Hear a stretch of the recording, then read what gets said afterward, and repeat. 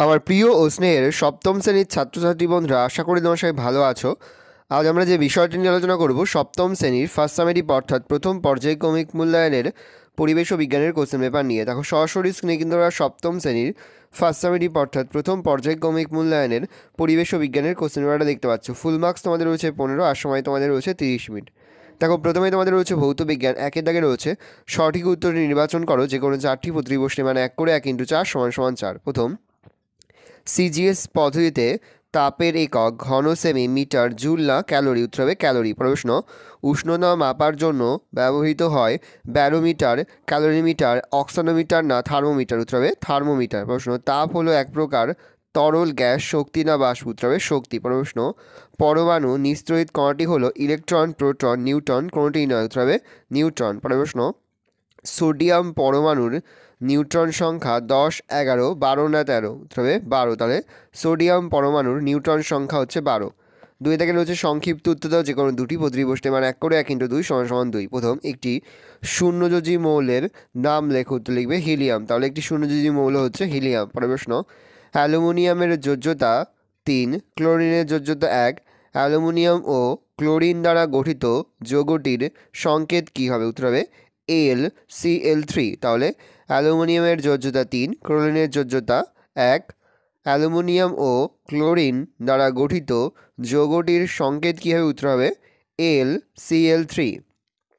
পরে হচ্ছে তাপ কি? উত্তর লিখবে তাপ হলো এক প্রকার শক্তি যা গ্রহণে বস্তু উত্তপ্ত হয় ও বর্জনে শীতল হয়। তাহলে তাপ কাকে বলে? উত্তর হবে তাপ হলো এক প্রকার শক্তি যা গ্রহণে বস্তু উত্তপ্ত হয় ও বর্জনে শীতল হয়। পরে হচ্ছে 0 ডিগ্রি সেন্টিগ্রেড ও 0 ডিগ্রি ফারেনহাইটের মধ্যে কোনটি ছোট? উত্তর হবে 0 ডিগ্রি ফারেনহাইট। তা 0 ডিগ্রি ফারেনহাইট হচ্ছে 0 ডিগ্রি সেন্টিগ্রেডের থেকে ছোট। পরে হচ্ছে সুস্থ মানুষের দেহের উষ্ণতা কত? উত্তর হবে 98.4 ডিগ্রি ফারেনহাইট। তাহলে 98.4 ডিগ্রি ফারেনহাইট হচ্ছে সুস্থ মানুষের দেহের উষ্ণতা। তিনি দেখে হচ্ছে একটি বা দুটি ভাগ করতে হবে যে কোনো দুটি প্রতিটি প্রশ্নের মান 2 করে 2 × 2 = 4। প্রথম, লিনতাপ কী কাজে লাগে? উত্তর হবে 1 দিয়ে লিখবে এর উষ্ণতা হবে নির্দিষ্ট উষ্ণতায় একক ভরের কোনো পদার্থের অবস্থার পরিবর্তন করতে যে পরিমাণ তাপ প্রয়োগ বা নিষ্কাশন করতে হয় তাকে এটা উষ্ণতা হবে উষ্ণতার ওই পদার্থের অবস্থার পরিবর্তনের লিনতাপ বলে। 2 দিয়ে লিখবে লিনতাপের দ্বারা পদার্থের এক ভৌত অবস্থা থেকে আর এক ভৌত অবস্থায় পরিবর্তন করা সম্ভব হয়। পদার্থের অবস্থানের দ্বারা দৈনন্দিন জীবনের নানান প্রয়োজনীয়তা পূরণ হয়। উদাহরণ, পৃথিবীর উপরের জলভাগের উপরি অংশ থেকে বাষ্পীভবন দ্বারা ও তা পুনরায় ঘনীভবনের দ্বারা বৃষ্টিপাত দেখা যায়। পরে হচ্ছে মাটির কলসিতে জল ঠান্ডা থাকে কেন? তবে মাটির কলসিতে সমগ্র অংশ জুড়ে অসংখ্য ক্ষুদ্র ছিদ্র উপস্থিত, যার দ্বারা কলসিতে রাখা জলের বিন্দু বিন্দু অংশ কলসির গায়ে লেগে থাকে। ওই জল লিনতাপ গ্রহণ করে বাষ্পীভূত হয়।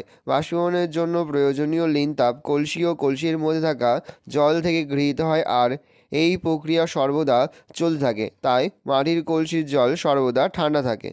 বলেছে হাতে স্প্রিট বা ইথার ঢাললে ওই জায়গায় ঠান্ডা অনুভব হয় কেন? তো লিখবে ইথার বা স্প্রিট উদ্বায়ী তরল, ফলে তা হাতের সংস্পর্শে আসা মাত্র বাষ্পে পরিণত হয়। বাষ্পীভবনের জন্য প্রয়োজনীয় লিনতাপ সংগ্রহ করে হাত থেকেই, তাই ঠান্ডা অনুভব হয়।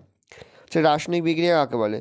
রাসায়নিক বিক্রিয়া হলো একটি পারমাণবিক ঘটনা যে প্রক্রিয়ায় কোনো একটি পদার্থ বিয়োজিত হয়ে সম্পূর্ণ নতুন ধর্মবিশিষ্ট একাধিক পদার্থ উৎপন্ন করে কিংবা একাধিক পদার্থের পরস্পরের সংস্পর্শে এসে রাসায়নিক পরিবর্তন ঘটার ফলে ওই পদার্থগুলির অণুর গঠন বদলে সম্পূর্ণ নতুন ধর্মবিশিষ্ট এক বা একাধিক নতুন পদার্থের অণু উৎপন্ন হয়।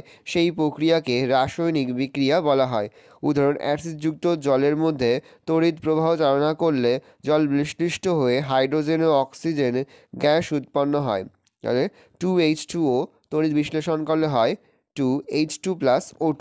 রয়েছে রাসায়নিক সমীকরণের তাৎপর্য আলোচনা করো। একটি রাসায়নিক বিক্রিয়া থেকে সাধারণভাবে যে তথ্যগুলি জানতে পারি সেগুলি হলো: 1, গুণগত তথ্য, বিক্রিয়ক ও বিক্রিয়াত পদার্থগুলোর নাম ও সংকেত। 2, পরিমাণগত তথ্য, এদি লিখবে বিক্রিয়ক ও বিক্রিয়াত পদার্থগুলোর অণু পরমাণুর সংখ্যা। বি, এদের মৌল সংখ্যার সম্পর্ক। সি, বিক্রিয়ায় গ্যাসীয় উপাদানের ক্ষেত্রে তাদের আয়তন। ডি, গ্যাসীয় বিক্রিয়ার ক্ষেত্রে উপাদানগুলোর আয়তনের সম্পর্ক।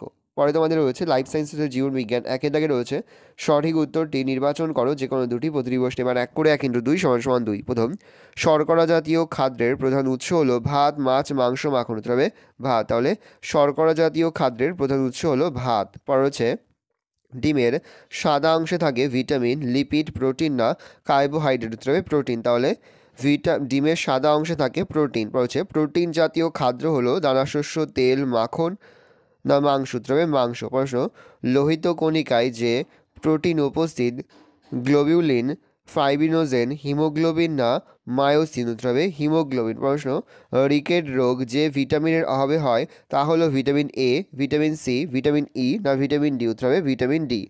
2 দেখা রয়েছে সংক্ষিপ্ত উত্তর দাও যে কোনো একটি প্রশ্নের, মান 1 করে 1 × 1 = 1। পর হচ্ছে শর্করা জাতীয় প্রাণীজ খাদ্যের উৎস কি? উত্তর হবে যকৃৎ। তাহলে শর্করা জাতীয় প্রাণী খাদ্যের উৎস হচ্ছে যকৃৎ। পর হচ্ছে মাছে কোন কোন খাদ্য উপাদান থাকতে পারে? উত্তর হবে লিপিড, প্রোটিন, ভিটামিন, খনিজ মৌল এবং সামান্য পরিমাণ শর্করা। হচ্ছে সারাদিনে নানান কাজ করার জন্য কি প্রয়োজন? শক্তির প্রয়োজন। তাহলে সারাদিন নানান কাজ করার জন্য কিসের প্রয়োজন? উত্তর হবে শক্তির প্রয়োজন। লেবু জাতীয় ফলে কোন ভিটামিন থাকে? উত্তর হবে ভিটামিন সি থাকে। 3 দাগে রয়েছে একটি বা দুটি বাক্য উত্তর যে কোনো একটি প্রশ্নের, মান 2। প্রথম, জীবদেহে জলের ভূমিকা উল্লেখ করো বা জীবদেহে জলের ভূমিকা লেখো। পয়েন্ট করবে জীবদেহে জলের ভূমিকাগুলি হলো 1, মানবদেহের কলার সংবহনতন্ত্র সংগঠনের মূল উপাদান হিসেবে কাজ করা। 2, জীবদেহের সকল শারীরবৃত্তীয় কাজ ও বিক্রিয়া সম্পন্ন করা। 3, দেহতাপ সংরক্ষণে ও দেহে উৎপন্ন তাপকে দেহের সর্বত্র পরিবহনে সাহায্য করা। 4, দেহ থেকে বজ্র পদার্থ নিষ্কাশনে সাহায্য করা। 5, উদ্ভিদে খাদ্য সংশ্লেষণের মূল উপাদান হিসাবে কাজ করা। পরে হচ্ছে গলগণ্ড রোগের কারণ, উপসর্গ ও প্রতিকার লেখো। গলগণ্ড রোগের কারণ, খাদ্য ও পানীয়তে আয়োডিনের অভাব ঘটলে গলগণ্ড দেখা যায়। গলগণ্ড রোগের উপসর্গ: 1, গলার সামনের দিকে ফুলে যায়। 2, বুদ্ধিহীনতা লক্ষ্য করা যায়। 3, দেহ খর্বাকৃতি হয়। গলগণ্ড রোগের প্রতিকার: আয়োডিন মিশ্রিত লবণ, আয়োডিন সমৃদ্ধ খাদ্য যথা সামুদ্রিক মাছ, কড, হ্যালিবার্ট মাছের যকৃৎ তেল প্রভৃতি গ্রহণ করা। ভালো করে দেখে নাও, এই রয়েছে টোটাল তোমাদের ফার্স্ট সামেটিভ অর্থাৎ প্রথম পর্যায়ক্রমিক মূল্যায়নের সপ্তম শ্রেণীর পরিবেশ ও বিজ্ঞানের কোশ্চেন পেপার। ভালো করে তোমরা কোশ্চেন পেপারটা দেখে নাও। এই ধরনের কোশ্চেন প্যাটার্নেই কিন্তু প্রতিটি স্কুলে তোমাদের কিন্তু ফার্স্ট সামেটিভ অর্থাৎ প্রথম পর্যায়ক্রমিক মূল্যায়নের প্রশ্নপত্র হবে, সেহেতু ভালো করে তোমরা কোশ্চেন পেপারটা দেখে নাও। আশা করি ভিডিওটা ভালো লেগেছে। ভিডিওটা ভালো লাগলে ভিডিওকে লাইক করতে গেলে ভুলবে না। আর আমার চ্যানেল নতুন হওয়া লাল কালার সাবস্ক্রাইব প্রেস করে পাশে বেল আইকন প্রেস করো, যখন নতুন কোনো ভিডিও আপলোড করি সবার ফার্স্ট নোটিফিকেশন তোমরা পেয়ে যাও। আর এই ভিডিওটি তোমার বন্ধু বান্ধবী আত্মীয় স্বজন সবার মধ্যে কিন্তু অনেক অনেক শেয়ার করে দাও যারা এবছর সপ্তম শ্রেণীতে পড়ছে। আমরা কিন্তু ইতিমধ্যেই সপ্তম শ্রেণীর প্রতিটি বিষয়ের সিলেবাস, প্রশ্ন কাঠামো এবং নমুনা প্রশ্নপত্র কিন্তু আপলোড করে দিয়েছি। তোমরা যদি এখনও পর্যন্ত সেই ভিডিওগুলো না দেখে থাকো, ভিডিওগুলো কিন্তু তাড়াতাড়ি দেখে নাও। তোমাদের সকলকেই জানাই আগাম পরীক্ষার অনেক অনেক শুভেচ্ছা এবং অভিনন্দন। আশা করি সকলের পরীক্ষায় খুব ভালো হবে।